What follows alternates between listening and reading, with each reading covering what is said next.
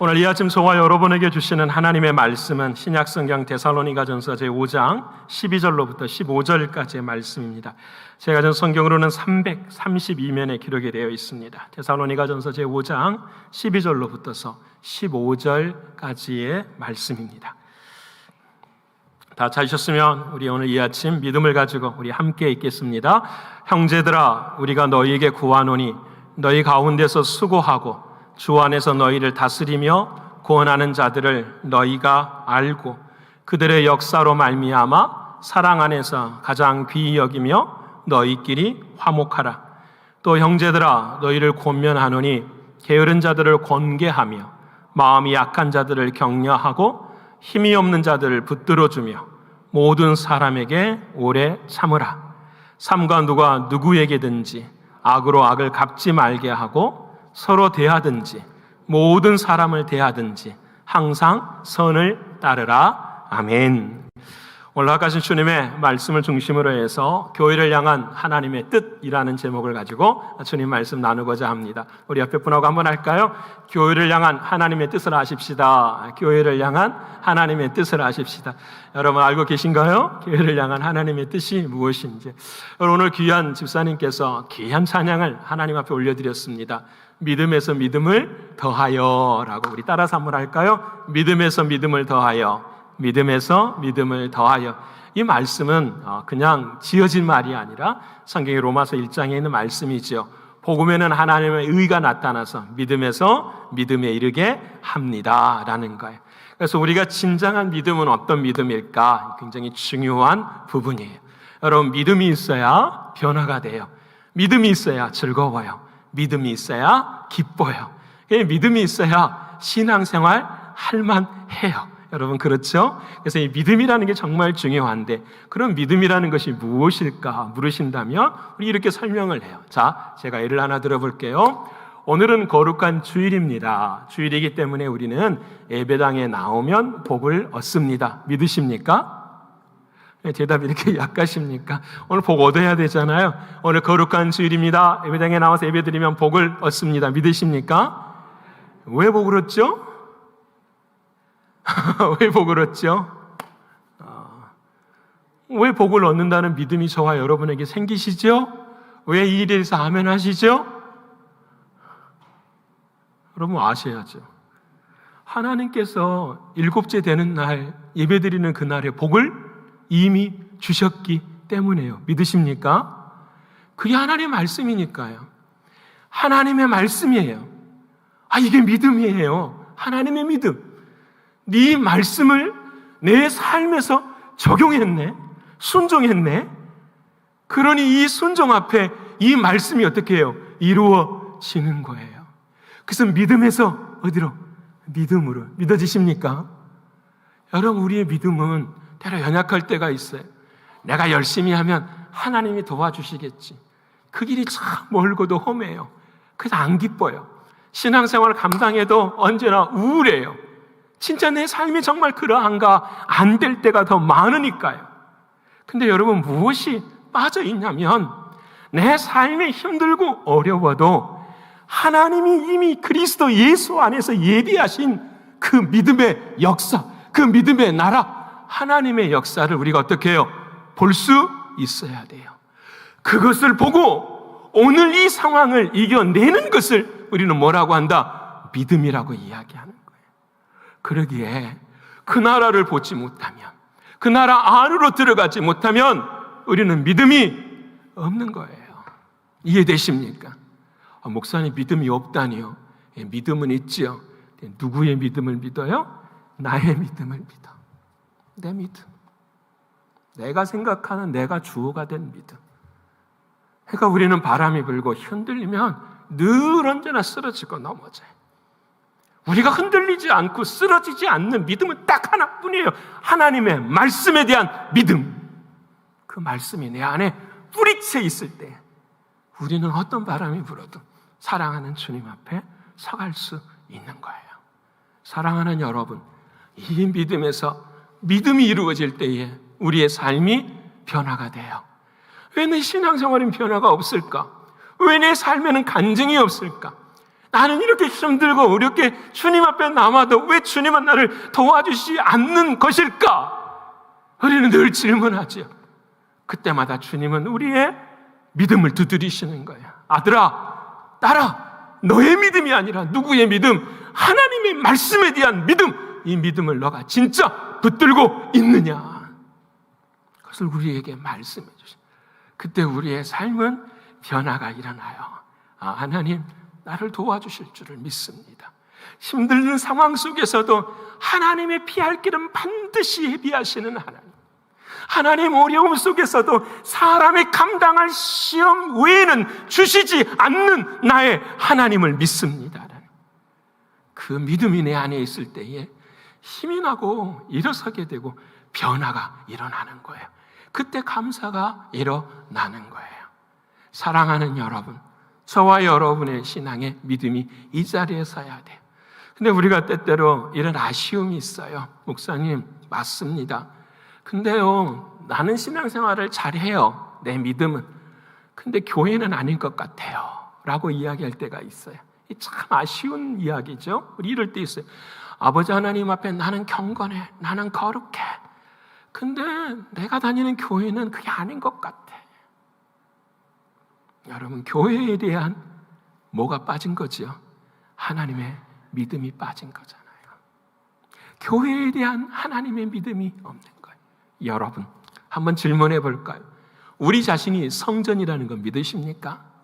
내 자신이 교회라는 건 믿으십니까? 아멘이요. 자, 그럼 이 말 바꿔보십시다. 교회가 내 자신이라는 건 믿으십니까? 목사님 무슨 이야기하고 계십니까? 지금 교회가 내 자신이라뇨. 여러분, 내가 성전이 될 수 있는 것은 나의 힘이나 능력이 아니라 내 인생의 머리의 주인이 누구시니까? 예수 그리스도이시기 때문에 내가 교회라는 사실을 믿어요. 자, 그러면 교회의 머리는 누구시죠? 교회의 머리는 예수 그리스도예요. 나의 머리가 되시는 예수 그리스도나 교회의 머리가 되시는 예수 그리스도는 다른 분이신가요? 동일한 분이신가요? 동일한 분이시죠. 그러면 교회의 머리가 되시는 예수 그리스도는 바로 내 자신과도 동일한 것을 믿으십니까? 우리는 그렇게 신앙생활 안 해요. 나가 교회인데 교회는 내가 아닌 것 같아. 여러분, 이것이 얼마나 안타까워요. 뭐가 빠져 있는 거죠? 교회에 대한 하나님이 말씀하시는 믿음이 빠져 있어요. 이것이 온전히 이꼴이 되지 않는 우리의 신앙은 뭐가 되냐면은 나의 믿음, 내가 주인 되는 믿음, 내가 온전히 높여지는 그 삶의 자리에만 우리가 있는 거예요. 사랑하는 성도 여러분, 오늘 사랑하는 주님은 저와 여러분에게 교회에 대한 말씀을 하십니다. 특별히 교회에 대한 하나님의 뜻이 무엇인가를 말씀하세요. 데살로니가 교회로 넘어가 보십시다. 데살로니가 교회가 여러분 어려운 문제들이 참 많았는데 교회가 어렵다라는 것은 누가 어렵다라는 이야기죠? 개인들이 어렵다라는 이야기예요. 아까 제가 말씀드렸죠. 내가 교회이면 교회가 내 자신인 것처럼 내 자신들이 어려워진 거예요. 순교를 하는 부모님들이 계셨어요. 그래서 그 순교하는 사람들 앞에서 많은 사람들의 이야기가 나누어지기 시작해요. 내 부모는 죄가 많아서 죽은 거야. 이렇게 말하는 사람들이 있어요. 성경에 나와 있는 것처럼 너의 부모가 이렇게 어려움을 당하는 것은 하나님께서 너를 진노하시기 때문인 거야 라고 말하는 사람들이 있어요. 핍박과 환난 앞에 순교를 감당하는 그 가정들을 향하여서 위로하고 보호해줄 사람들이 아니라 어렵고 힘든 상황들이 일어나기 시작하는 거예요. 신학적으로도 힘든 모습을 가진 데살로니가 교인들이 있고, 여러분 그 교회는 미자립 교회고 개척 교회예요. 교회 건물도 세워지지 못하는 그런 작은 교회의 모습이에요. 자신들의 연약함을 그대로 반영할 수밖에 없는 그 교회, 자신의 문제들이 전부 다 교회의 문제로 드러나기 시작하는 거예요. 믿음의 역사와 사랑의 수고와 소망의 인내를 가지는 데살로니가 교회였지만 그 수면 아래에서는 얼마나 많은 어려움들과 환난들이 그들 앞에 있는지 몰라요. 사랑하는 주님은 그 어려운 상황 앞에서 바울을 통하여서 데살로니가 교인들을 향하여 말하고 있습니다. 너희 자신들이 교회라면 그 교회에 본 모습들이 바로 너희의 모습이라 말씀하시면서 교회를 향한 하나님의 뜻을 이야기하셔요. 여러분, 오늘 저와 여러분도 마찬가지. 교회를 섬기고 또 내 자신이 교회예요. 그러기에 우리 신광교회 그러면 우리의 뭐예요? 얼굴이에요. 신광교회가 지탄을 받으면은 나는 깨끗해, 나는 거룩해, 나는 신앙생활 잘해, 이게 아니라는 거예요. 우리 집안에도 마찬가지예요. 자식이 잘못하면 부모가 책임을 져야 되는 것과 똑같은 거예요. 우리 모두는 그래서 하나일 수밖에 없는 거죠. 오늘 이 앞에 그렇다고 한다면 우리는 어떠한 길을 걸어가야 될까? 3가지를 우리에게 말씀해 주세요. 하나님의 뜻이. 첫 번째, 교회를 향한 하나님의 뜻은 무엇이냐면 서로 화목하라라는 거예요. 우리 옆에 분하고 한번 할까요? 서로 화목하십시다. 네, 서로 화목하십시다. 네, 한번 해보세요, 여러분. 힘들더라도 그렇게 그냥 처음 보는 사람일지라도 여러분, 오늘 제 옆에 앉은 사람이 오늘 교회 처음 온 사람이야. 근데 목사님이 한번 하십시다 했는데 안 해. 그러면 이 처음 온 사람은 뭐라고 생각할까요?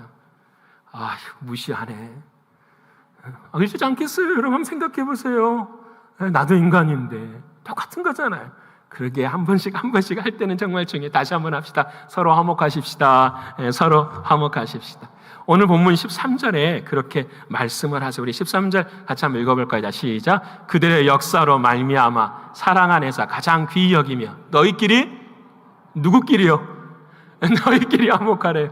교인들 안에끼리 화목하래. 이 말씀을 바꾸면 교인들 안에 화목하지 못한 점들이 있는 거죠. 너희끼리 화목하는데 특별히 누구하고 화목하지 못하느냐? 12절에 나와요. 12절 말씀 한번 읽어볼까요? 자, 시작. 너희 가운데 수고하고 주 안에서 너희를 다스리며 권하는 자들을 너희가 알고. 다시 보십시다. 너희 가운데 수고하고 주 안에서 너희를 다스리며 권하는 자들을 너희가 알고. 주님 안에서 수고하고 권면하고 섬기고 봉사하는 사람들. 우리 교회로 말하면은 목회자들 수도 있고 씨앗 모임 리더도 될 수도 있고 선교의 임원들도 될 수도 있고 교사들도 될 수도 있고 뭐 여러 가지의 많은 교회의 리더들의 모습들을 이야기하는 거예요. 이 사랑하는 사람들과 이렇게 화목하지 못한 거예요. 여러분, 이유가 무엇일까 많이 생각해 봐요. 우리도 그럴 때가 있잖아요. 아니, 왜 저렇게 저 사람은 저 정도밖에 안 되지? 저 사람은 직분을 가지고 있으면서 왜 저 정도밖에 행하지 못하지? 라고 생각하는 우리들의 판단이 있어요. 근데 여러분 가만히 생각해 보면 이러지도 않나요? 정말 잘하다가도 끝에 가면 못하는 사람도 있고, 처음에 진짜 못하더라도 끝에 가면 뭐하는 사람이 있어요? 잘하는 사람도 있어요. 그러니까 이 문제는 사람의 문제나 상황이나 환경의 문제가 아니라는 거예요.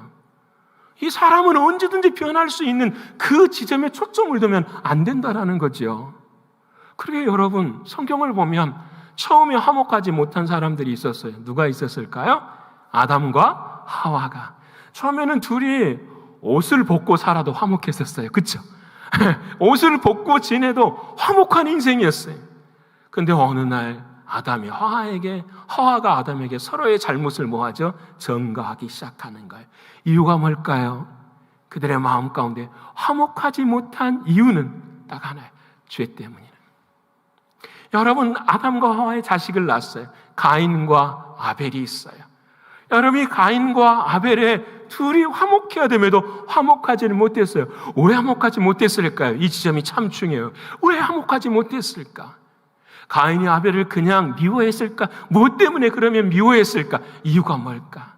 가인의 심성이 원래 안 좋은 친구였기 때문에 그랬을까?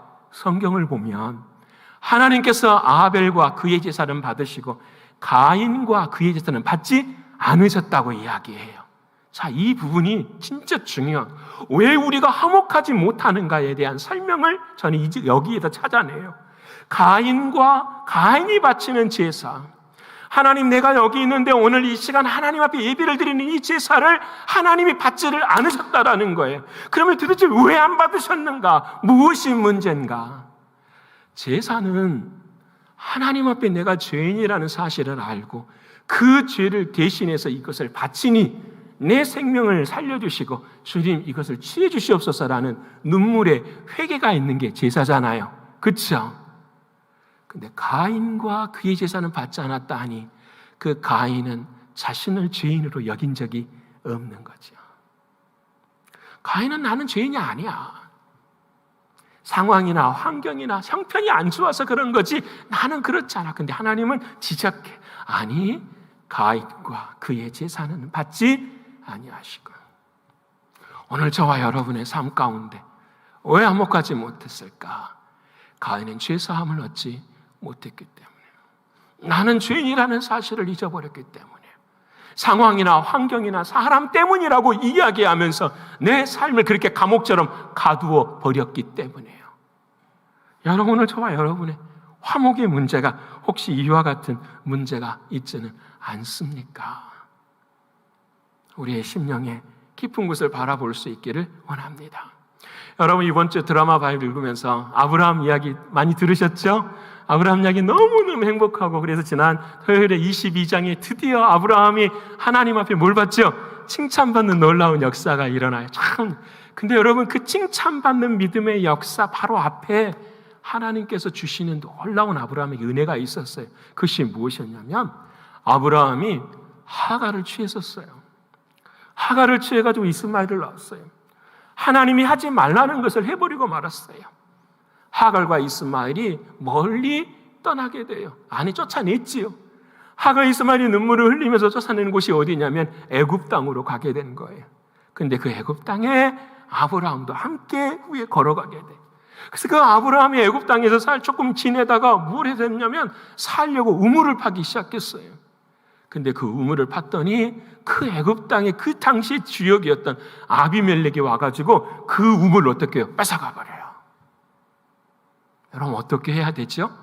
자신의 생명의 근원이 되는 우물을 딸을 파는데 물이 나왔어요. 와, 이 우물이 내 거야. 하나님 주시는 은혜야, 축복이야. 근데 그 우물을 아비멜렉이 뺏어가 버리는 거예요.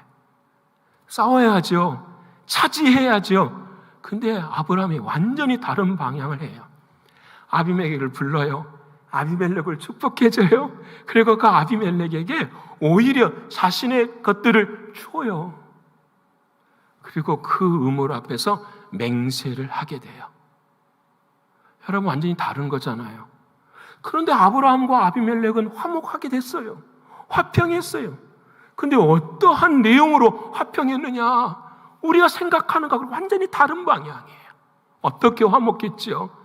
아브라함은 당연히 아비멜렉을 혼내고, 야, 이 우물은 내 거야, 이렇게 말해야 되는데, 아브라함이 자신의 소유를 다 주고 그를 아비멜렉을 섬기고 그곳에서 화목하게 되는 거예요. 왜 그럴까요? 이유가 뭘까요? 아비멜렉아, 봐라, 너가 지금 이 가져가는 이 우물은 너가 같지? 근데 아니야. 이 땅은 누구의 땅이라? 하나님의 땅이라. 하나님이 반드시 이 땅 가운데 뭘 할 것이다? 역사하실 것이다. 그리고 아브라함은 그 자리에서 하나님 앞에 예배를 드려요. 진짜 그 땅은 가나안 땅의 제일 남쪽에 하나님이 주시는 정복 전쟁의 시작점이 되는 땅이 되는 거예요. 이해되십니까? 하나님과 나와의 관계 속에서, 사람과 나의 관계 속에서 화목이라는 것은 때때로 십자가를 짊어지는 눈물이 있어요. 아픔이 있어요. 근데 그 십자가의 눈물과 아픔 앞에서 우리는 뭘 바라봐야 돼요? 믿음을 바라봐야 돼요. 하나님이 하실 거야. 하나님이 이루어 주실 거야. 하나님이 반드시 역사하실 거야. 그때야 내 마음의 죄가 하나님과 해결될 때에 비로소 어떻게 해요?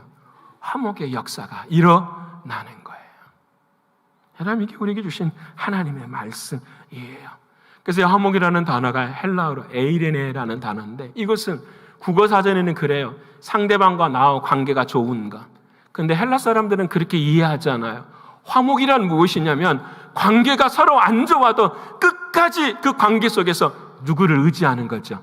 하나님을 의지하는 거예요. 전쟁 속에서도 그들은 뭐라고 외쳐요? 샬롬, 에이레네, 화평을 외쳐요. 왜요? 그 속에서도 누가 반드시 역사하시니까, 하나님이 역사하시니까요. 그 안에서 누구를 봐요? 하나님을 보는 거예요.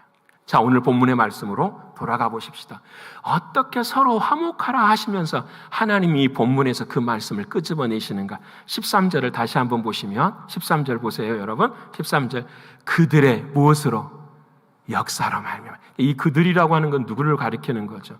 우리 교회뿐만 아니라 모든 저와 여러분의 사람들을 다 말씀을 그들의 하는 일로 말미암아서 너희가 그들을 사랑해야 되고 귀히 여겨야 되는데 무엇 때문에 해야 되느냐? 그들의 하는 일로 말미암아서.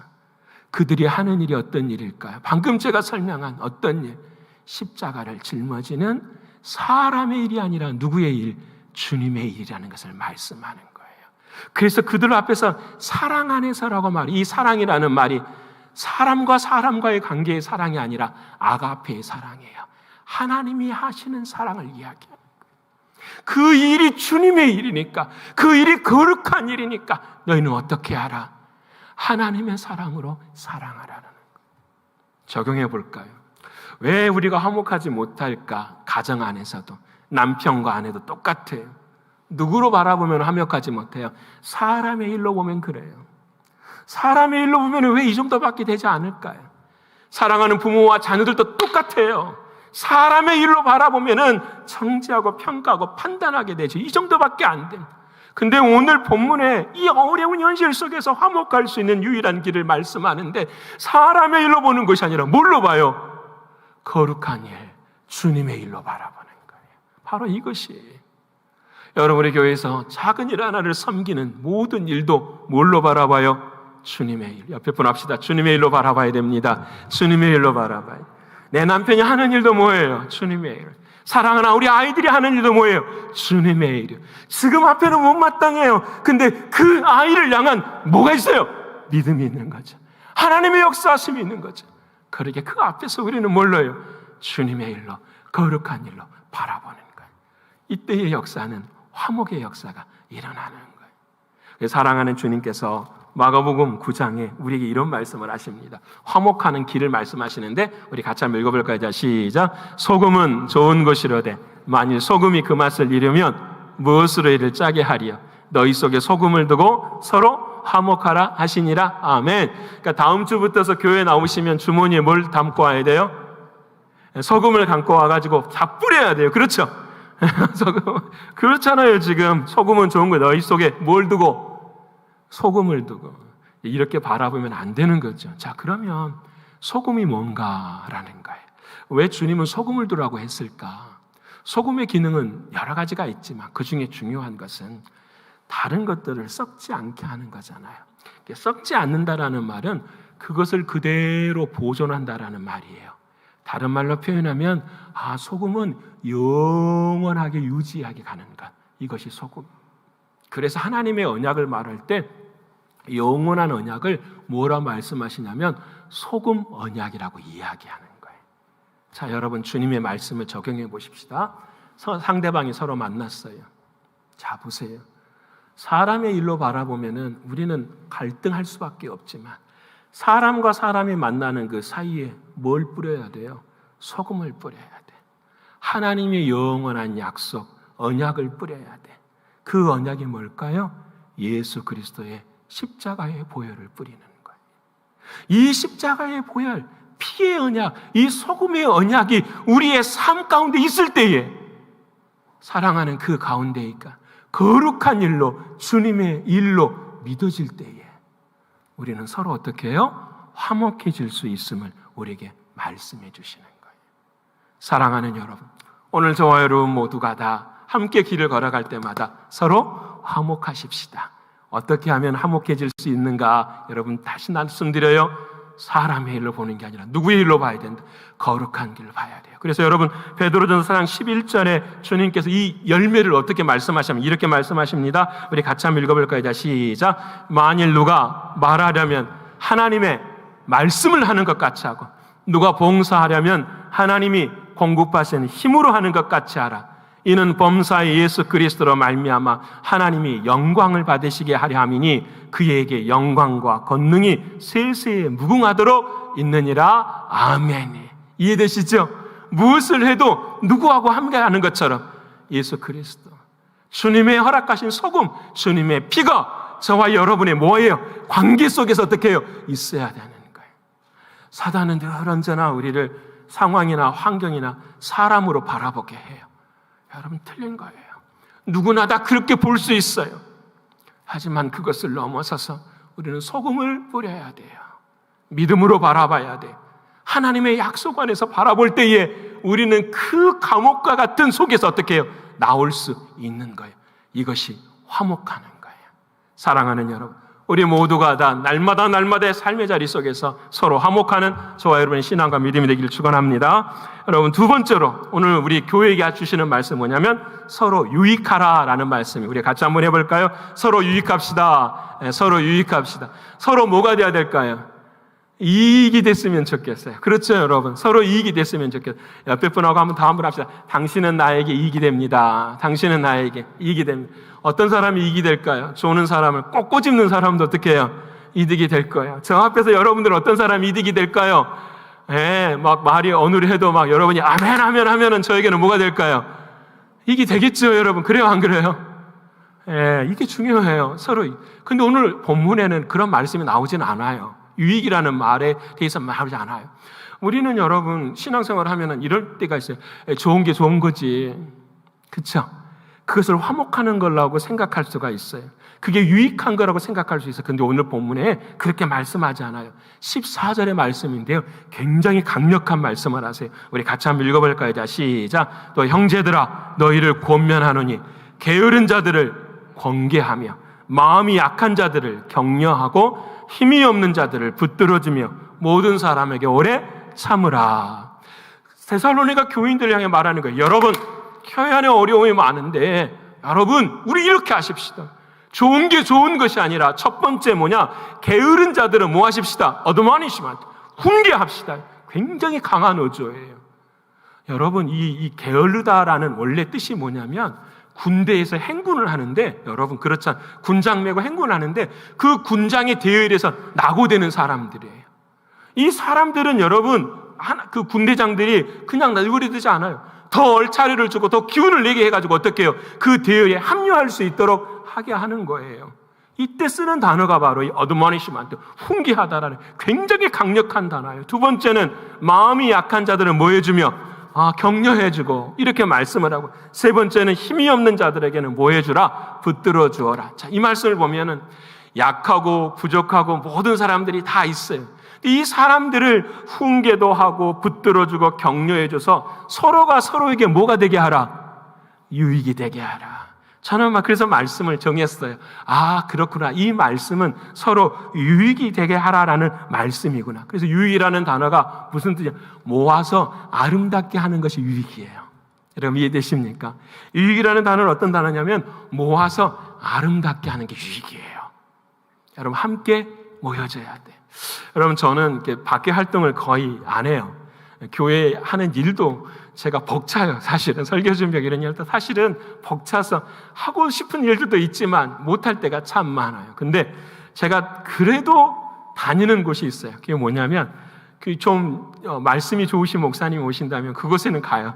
그래서 어떤 말씀을 하실까 가서 귀를 쫑긋하게 들어요. 은혜 많이 받고 난 다음에 제일 힘든 시간이 다가와요. 그때가 뭐냐면 사진사들이 와서 사진 찍자고 할 때가 제일 힘들어요. 여러분 어떤 모임이 끝나면 사진을 찍잖아요. 그럼 그 사진을 찍으면 어떤 일이 생기냐면 그 플랜카드에 있는 주제에 대해서 내가 뭘 하고 살아야 되는 거죠? 책임지고 살아야 되는 거잖아요. 이게 제일 힘들어요. 배우러 갔는데 꼭 그렇게 하는 것처럼 살아야 되는 인생에 대해서 하나님 앞에서 책임을 져야 된다는 게 되게 부담스럽고 불편할 때가 있어요. 그래서 여러분 제가 뒤로 늘 사진 찍으면 뒤로 코너에 찌그러져요. 키 큰 사람 뒤에가 서 있기도 하고 못나서 그래요 제가. 근데 또 어떤 분들을 보면은 착 포스트에 서기를 원하시는 분도 계시더라고요. 여러분 기둥이 된다는 것은 참 중요한 이야기죠. 서로의 기둥이 돼서 유익한 것은 중요한 거예요. 자, 그런데 잘 들어보세요. 우리 예배당도 기둥이 있어서 이 공간을 버티고 있어요. 그렇죠? 기둥은 정말 중요한 거예요. 그런데 기둥이 예배당을 받치고 있는 것보다 더 중요한 한 가지의 펑션이 또 있어요. 그것이 뭐냐면 기둥과 기둥이 서로 연결될 때에 거기에 뭐가 일어나요? 스페이스가 만들어지는 거예요. 공간이 만들어지는 거예요. 기둥이 혼자 서서 나가 최고야 라고 하는 것은 의미가 별로 없어요. 기둥과 기둥이 딱 서 있을 때, 이것이 벽으로 연결될 때에 그 안에가 뭐가 일어나요? 스페이스, 공간이 세워지는 거예요. 기둥의 역할이 바로 이런 거예요. 서로 유익하다라는 말의 뜻이 이런 거예요. 서로가 서로 주님 앞에 서서 그 주님 앞에서 서로 연결이 될 때, 서로에게 유익이 될 때에 하나님의 역사가 일어나는 거예요. 그 안에서 약한 자들이 세워지고 그 안에서 힘든 자들이 하나님의 은혜 가운데 서게 되는 거예요. 저는 저와 여러분 모두가 다 이렇게 공간을 만드실 수 있는, 서로 유익해질 수 있는 저와 여러분이기를 소원합니다.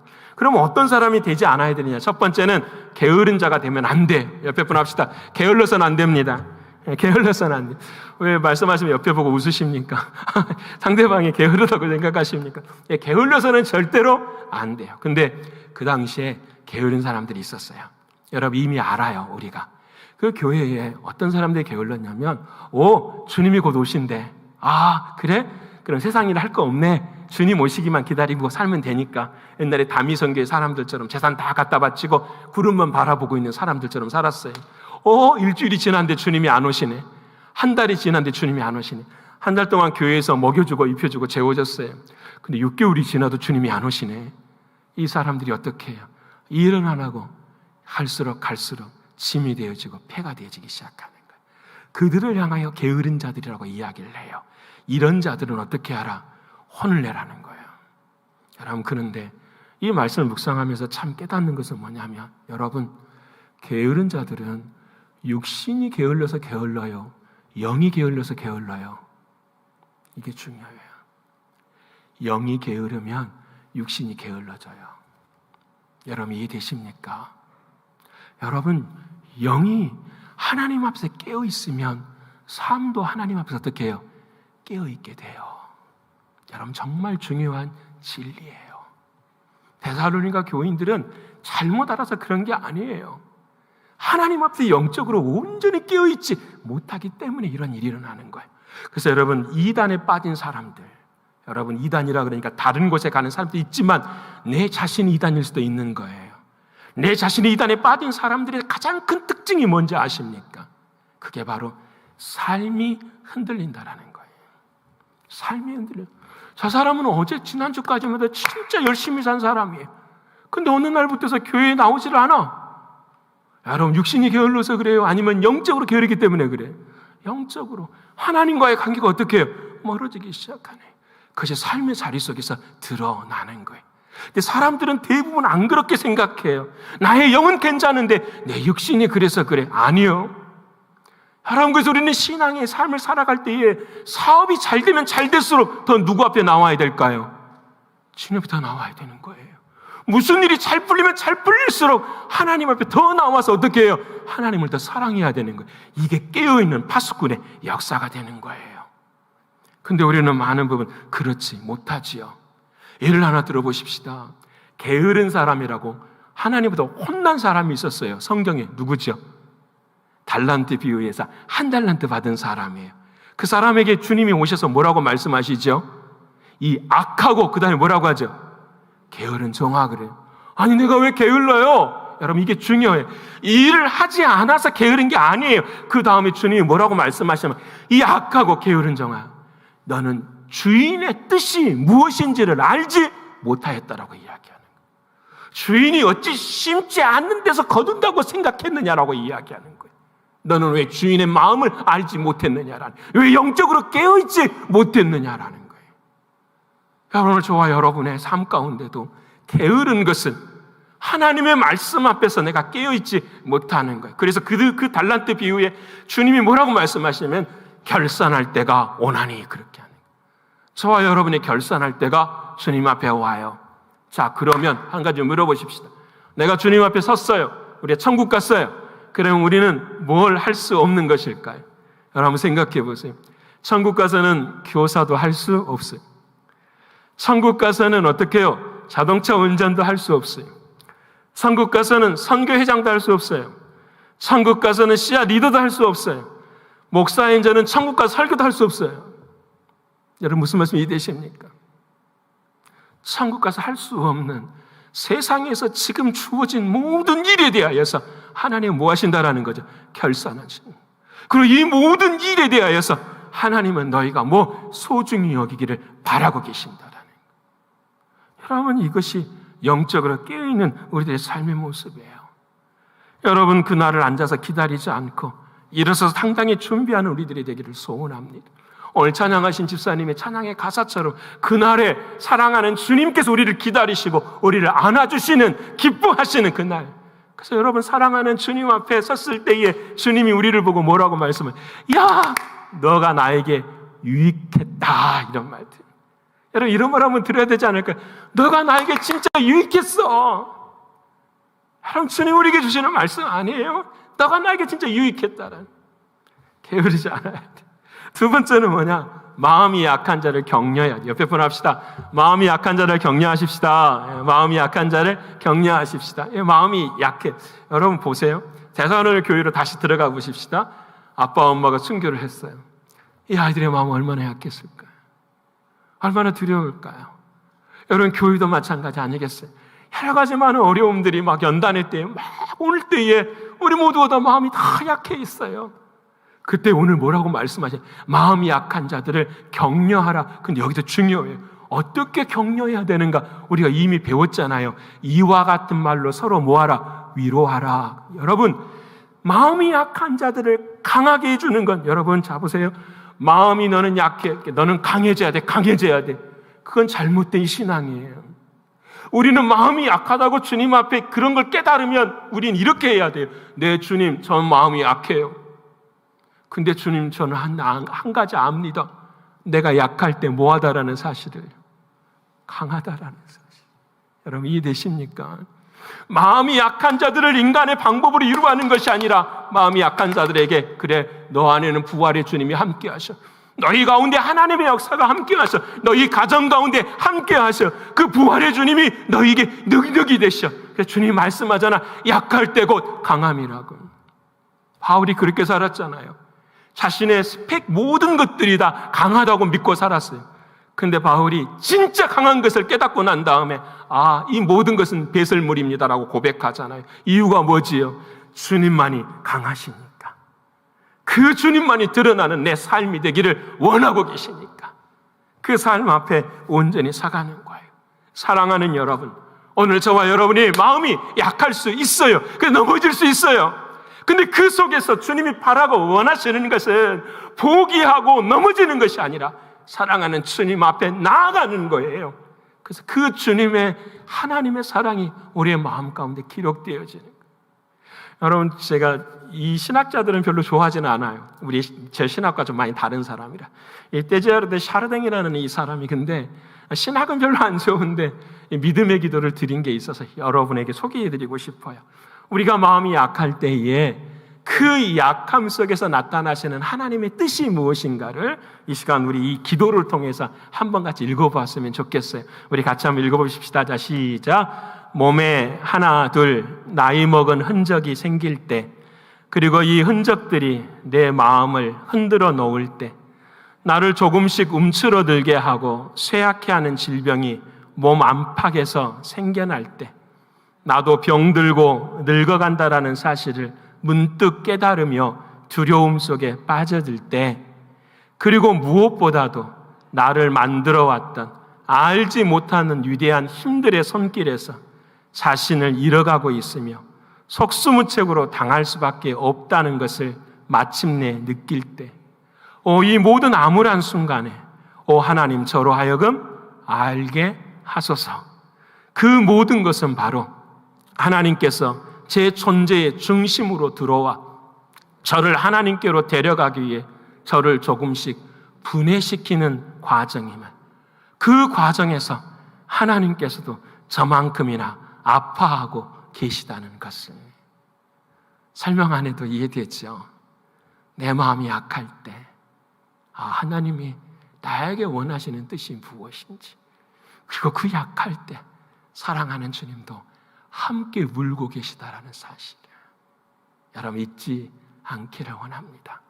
우리가 함께 교회 생활 감당하면서 이와 같은 마음으로 서로를 위해 격려해 줄 때 이게 하나님의 뜻인 분명히 믿는 우리 모두가 되기를 원합니다. 마지막으로는 뭐가 있냐면 힘없는 자들을 어떻게 해요? 붙들어준대. 옆에 분 합시다. 힘이 있어야 됩니다. 힘이 있어야 돼요. 여러분 이해되시죠? 힘없는 자들을. 자, 그런데 여러분 자 보세요. 우리 내 신앙 가운데도 왜 힘이 없을까라는 생각을 하게 될 수 있잖아요. 그렇죠? 여러분 언제가 힘이 없을까요? 나무로 생각한다면 바람이 막 불면 힘없는 나무는 어떻게 해요? 뽑혀가요. 뭐가 없기 때문에, 뭐가 약하기 때문에, 뿌리가 약하기 때문에. 자, 이거예요. 바로 내가 왜 힘이 없을까? 왜 데살로니가 교회들이 그렇게 아프고 힘들어했을까? 딱 하나뿐이에요. 하나님의 말씀을 들었는데 그 말씀이 내 삶 가운데 뭐가 내리질 못한 거예요? 뿌리가 내리지를 못한 거예요. 믿으십니까? 하나님의 말씀을 듣고 하나님의 말씀이 뿌리가 내려질 때에 바람이 불어도 우리는 경건히 힘들게 하나님의 은혜를 나눌 수 있는데 그게 되지 못한 거예요. 그래서 그 데살로니가 교회가 아픔이 있는 거예요. 여러분 데살로니가 교회는 바울이 딱 석 달 여러분 목회했잖아요. 우리 교회 역사는 올해 몇 년이죠? 36년이에요. 36년의 나무 뿌리가 여러분 밑으로 자라면 어느 정도 자랄까요, 여러분? 허리케인 정도는 그저 웃어야 되겠죠. 그렇죠? 허리케인 정도는. 아까 제가 말씀드렸어요. 내가 교회고 교회가 나예요. 나의 신앙의 연수가 이 정도 되면 그 밑에 뿌리가 이렇게 길어진다고 한다면 여러분 우리의 삶은 정말로 단단해져. 그런데 이 뿌리 내리는 것이 쉽지가 않아요. 음식을 먹어서 씹어서 양분이 되기 위해서는 시간이 걸려요. 그래서 오늘 본문의 말씀에 이래죠. 모든 사람에 대하여 인내하라 라고 말씀하시는 거예요. 인내하라. 서로 유익이 될 때까지 서로 뭐하라? 인내하라. 인내하는 말은 제가 수십 번 말씀드렸어요. 저 보세요. 외우세요. 인내란 무엇이냐? 인내란 그냥 견디고 참는 게 아니에요. 인내란 하나님 아래에서 견디는 거예요. 하나님 아래에 거하는 것이 인내예요.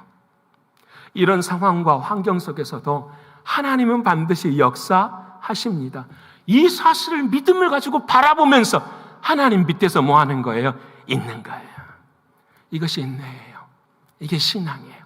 이것이 힘을 갖는 거예요. 다윗이 그러잖아요. 자기를 막 공격해와요. 사람들이. 아들이 자기를 죽이려고 해요. 정말 힘들고 어려운 상황이잖아요. 상황이나 환경이나 사람을 보면 소망이 하나도 없어요. 근데 다윗이 뭐라고 고백합니까? 나의 힘이 되신 여호와여, 내가 주를 사랑하나이다. 나의 힘은 상황이나 사람의 환경에 있는 것이 아니라 어디에 있습니다? 하나님 당신에게만 있습니다. 여러분 이게 믿음이고 이게 신앙이잖아요. 이것이 있어질 때에 우리는 더 힘있는 신앙의 자리에 서게 돼. 이것이 서로에게 유익이 된다 말씀하시는 거예요. 자, 다시 정리해 보십시다. 유익이라고 하는 것은 결합해서 아름다운 것을 이루어가는 거예요. 때때로 게으른 사람들이 있으면 혼을 내기도 하고, 때때로 마음이 연약한 자들은 더욱더 위로도 해주고, 힘이 없는 자들은 어떻게 해요? 격려도 해주고 옆에서 붙들어주는 거예요. 이것이 유익이래요. 근데 이 모든 것들을 하나로 설명하면 유익이란 무엇일까? 사랑하는 주님께서 베드로를 통하여서 바울을 통해서 말씀을 하세요. 우리 고린도서 10장 23, 24절에 진짜 유익이 무엇인가? 우리 같이 한번 읽어볼까요? 자, 시작. 모든 것이 가하나 모든 것이 유익한 것은 아니요. 모든 것이 가하나 모든 것이 덕을 세우는 것은 아니니. 24절. 누구든지 자기의 유익을 구하지 말고 누구에게 유익을 구하라? 이제 이해되십니까? 서로 유익하라 하는 것은 누구의 유익만 구하면 돼요? 상대방의 유익만 구하면. 아내는 남편의 유익을 구하면 되고 남편은 아내의 유익을 구하면 되는 거예요. 이게 성경이에요. 여러분, 모든 것이 가하나 모든 것이 유익한 것은 아닌 걸 알아야죠. 모든 것을 할 수 있으나 모든 것이 덕을 세우는 것은 절대로 아니에요. 이 모든 것을 할 수 있을 때에 진짜 유익할 수 있는 딱 한 가지는 무엇이냐면, 이것이 주님께 영광이 되는가라는 거예요. 왜 이것을 놓치세요? 왜 이것을 생각하지 않으십니까? 이게 진짜 주님께 영광이 될 것인가? 이것을 우리의 삶 가운데 붙들 때에 우리는 서로 유익한 삶을 살아갈 갈 수가 있는 것이에요. 사랑하는 여러분, 매일매일의 삶 가운데 서로 유익을 구할 수 있는 저와 여러분의 신앙과 믿음이 되시기를 원합니다. 첫 번째, 우리 교회를 향한 하나님의 뜻이었어요. 첫 번째는 뭐였어요? 서로 화목하라. 두 번째는 서로 유익하라. 세 번째는 이제 뭘까요? 서로 선을 행하라 라는 거예요. 옆에 분 합시다. 선을 따르십시다. 네, 선을 따르십시다. 오늘 15절의 말씀이, 우리 15절 말씀 우리 같이 한번 읽어볼까요? 자, 시작. 삼가 누가 누구에게든지 악으로 악을 갚지 말게 하고 서로 대하든지 모든 사람을 대하되 항상, 믿으십니까? 우리 교회는 악을 악으로 갚은 사람은 아무도 없어요. 그렇죠? 대답들을 안 하십니까? 악을 악으로 갚으신 분들 계세요? 그분 말이 안 되잖아요. 내가 악이라는 거잖아요. 악을 악으로 갚은 거니까 안 되는 거잖아요. 이건 없어요. 아무도 없어요. 근데 이 말씀을 가만히 생각해보고, 악을 악으로 갚은 것은 우리가 안 하는데, 근데 교묘한 게 하나 있더라고요. 그게 뭐냐면, 여러분, 이 말을 한번 생각해 보세요. 내가 선으로 악을 갚아야 돼. 그렇죠? 근데 우리가 행할 때 선 속에 악이 교묘하게 들어있어요. 그렇죠? 여러분, 우리가 악을 악으로 갚지는 않아요. 근데 우리가 선으로 악을 갚으려고 힘쓰고 있어요. 근데 그 선 속에 교묘하게 악이 들어있어요. 여러분, 이걸 찾아내야 돼요. 이걸 내 삶의 자리에서 분별해야 돼요. 여러분, 정말 그래요. 여러분, 이것을 사랑하는 주님은 위선이라 말씀하세요. 이것을 형식이라고 말씀하시고, 이것은 하나님 앞에서 아니라고 말씀하시는 거예요. 사랑하는 여러분, 우리 모두는 다 선으로 악을 갚아야 돼요. 여러분, 이것이 주님이 우리에게 원하시는 말씀이에요. 자, 그런데 중요한 것은 저와 여러분의 인생에는 선이 없어요. 그래서 오늘 본문의 마지막 말씀에 뭐라고 말하냐면 선을 따르라 라고 말을 하시는 거예요.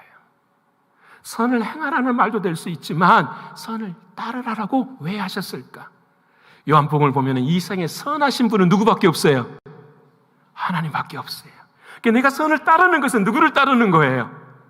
주님 따르는 거예요. 하나님 따르는 거예요. 믿으십니까? 사랑하는 주님은 선으로 악을 갚으셨어요.